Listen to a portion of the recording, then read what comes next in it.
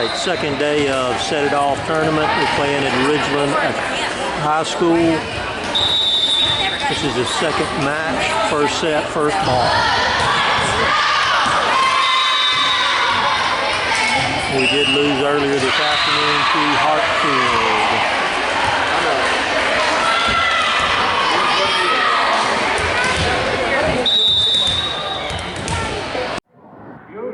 Fitzgerald Kennedy, do solemnly swear. I, John Fitzgerald Kennedy, do solemnly swear. That you will faithfully execute the office of President of the United States. That I will faithfully execute the office of President of the United States. And will, to the best of your ability. And will, to the best of my ability. Preserve, protect, and defend the Constitution of the United States. Preserve, protect, and defend the Constitution of the United States. So help you God. So help me God.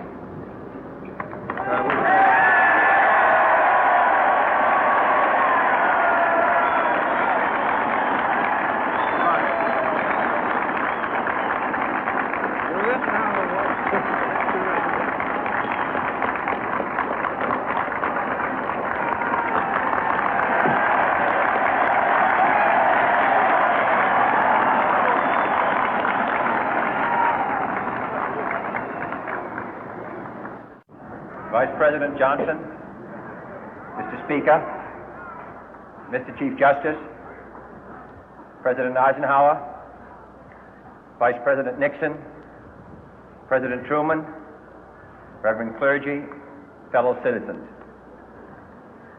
We observe today not a victory of party, but a celebration of freedom, symbolizing an end as well as a beginning, signifying renewal as well as change. For I have sworn before you and Almighty God the same solemn oath our forebears prescribed nearly a century and 3/4 ago. The world is very different now, for man holds in his mortal hands the power to abolish all forms of human poverty and all forms of human life. And yet the same revolutionary beliefs for which our forebears fought are still at issue around the globe. The belief that the rights of man come not from the generosity of the state, but from the hand of God. We dare not forget today that we are the heirs of that first revolution. Let the word go forth from this time and place to friend and foe alike that the torch has been passed to a new generation of Americans born in this century, tempered by war, disciplined by a hard and bitter peace, proud of our ancient heritage, and unwilling to witness or permit the slow undoing of those human rights to which this nation has always been committed and to which we are committed today at home and around the world.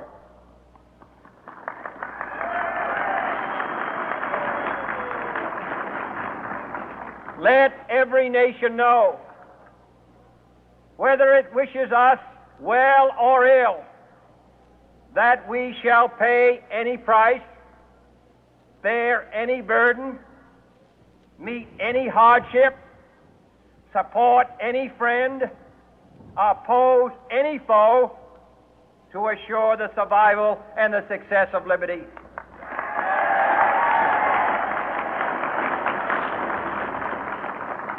This much we pledge and more. To those old allies whose cultural and spiritual origins we share, we pledge the loyalty of faithful friends. United, there is little we cannot do in a host of cooperative ventures. Divided, there is little we can do, for we dare not meet a powerful challenge at odds and split asunder.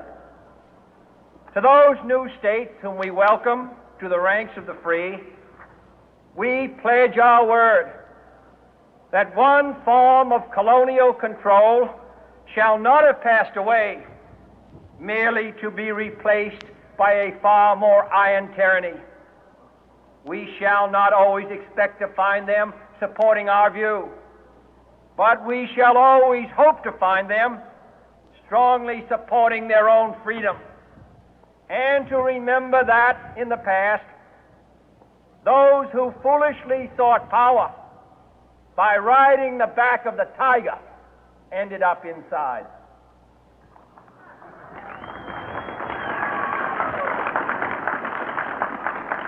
To those people in the huts and villages of half the globe struggling to break the bonds of mass misery, we pledge our best efforts to help them help themselves for whatever period is required, not because the communists may be doing it, not because we seek their votes, but because it is right.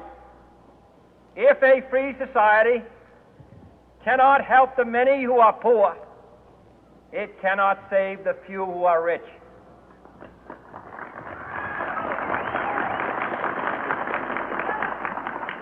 To our sister republics south of our border, we offer a special pledge to convert our good words into good deeds, in a new alliance for progress, to assist free men and free governments in casting off the chains of poverty. But this peaceful revolution of hope cannot become the prey of hostile powers. Let all our neighbors know that we shall join with them to oppose aggression or subversion anywhere in the Americas. And let every other power know that this hemisphere intends to remain the master of its own house.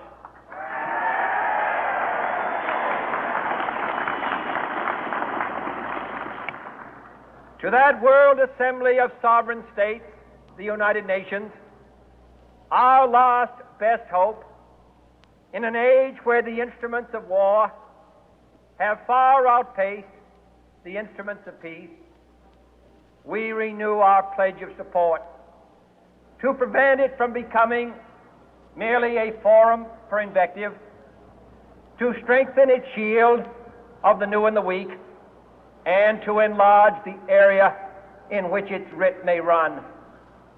Finally, to those nations who would make themselves our adversary, we offer not a pledge, but a request that both sides begin anew the quest for peace. Before the dark powers of destruction, unleashed by science, engulf all humanity in planned or accidental self-destruction, we dare not tempt them with weakness, for only when our arms are sufficient beyond doubt can we be certain beyond doubt that they will never be employed. But neither can two great and powerful groups of nations take comfort from our present course, both sides overburdened by the cost of modern weapons, both rightly alarmed by the steady spread of the deadly atom, yet both racing to alter that uncertain balance of terror that stays the hand of mankind's final war. So let us begin anew, remembering on both sides that civility is not a sign of weakness, and sincerity is always subject to proof. Let us never negotiate out of fear, but let us never fear to negotiate.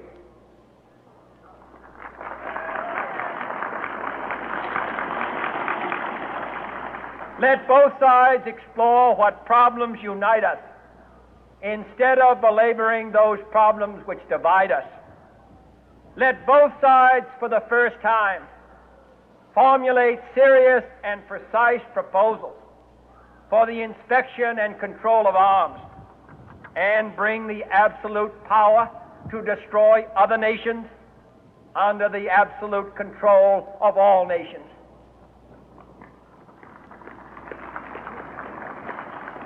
Let both sides seek to invoke the wonders of science instead of its terrors.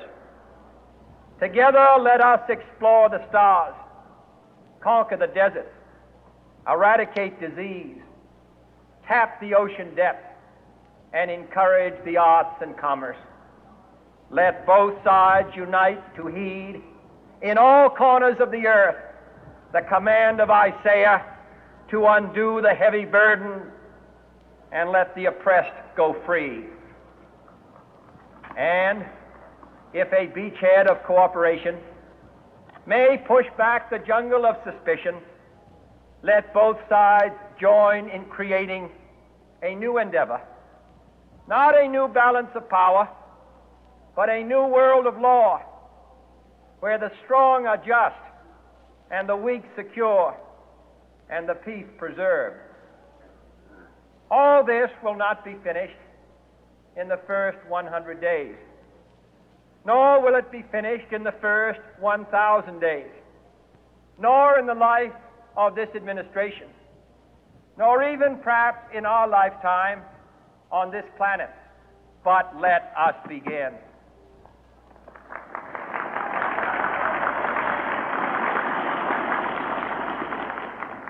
In your hands, my fellow citizens, more than mine, will rest the final success or failure of our course.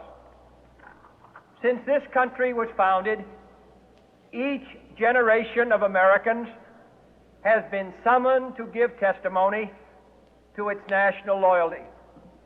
The graves of young Americans who answered the call to service surround the globe. Now the trumpet summons us again, not as a call to bear arms, though arms we need, not as a call to battle, though in battle we are, but a call to bear the burden of a long twilight struggle, year in and year out, rejoicing in hope, patient in tribulation, a struggle against the common enemies of man, tyranny, poverty, disease, and war itself. Can we forge against these enemies a grand and global alliance, north and south, east and west, that can assure a more fruitful life for all mankind? Will you join in that historic effort?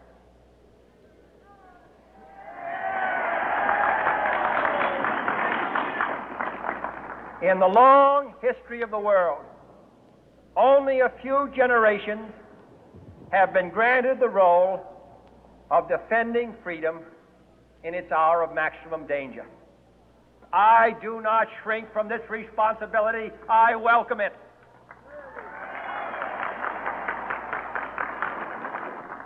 I do not believe that any of us would exchange places with any other people or any other generation. The energy, the faith, the devotion which we bring to this endeavor will light our country and all who serve it. And the glow from that fire can truly light the world. And so, my fellow Americans, ask not what your country can do for you, ask what you can do for your country.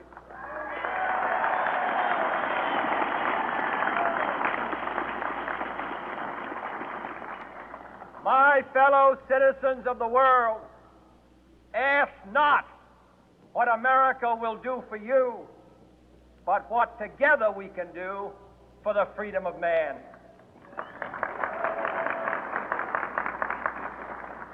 Finally, whether you are citizens of America or citizens of the world, ask of us here the same high standards of strength and sacrifice which we ask of you. with a good conscience, our only sure reward, with history the final judge of our deeds, let us go forth to lead the land we love, asking His blessing and His help, but knowing that here on earth God's work must truly be our own.